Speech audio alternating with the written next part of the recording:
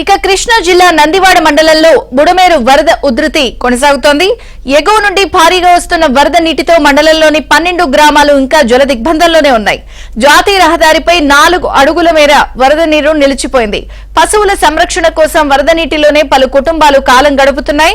వరద ప్రభావంతో బుడమేరు పరివాహక ప్రాంతాల ప్రజలు వినాయక చవితి పండుగకు దూరమయ్యారు. ప్రజలకు ఆహారం, ఇతర సాయం అందించేందుకు అధికారులు, టీడీపీ నేతలు పడవల ద్వారానే రాకపోకలు సాగిస్తున్నారు.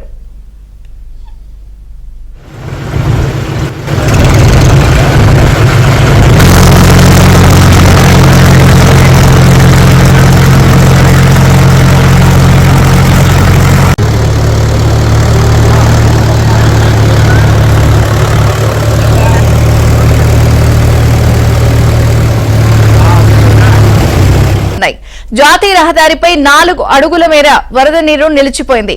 పశువుల సంరక్షణ కోసం వరద నీటిలోనే పలు కుటుంబాలు కాలం గడుపుతున్నాయి. వరద ప్రభావంతో బుడమేరు పరివాహక ప్రాంతాల ప్రజలు వినాయక చవితి పండుగకు దూరమయ్యారు. ప్రజలకు ఆహారం, ఇతర సాయం అందించేందుకు అధికారులు, టీడీపీ నేతలు పడవల ద్వారానే రాకపోకలు సాగిస్తున్నారు.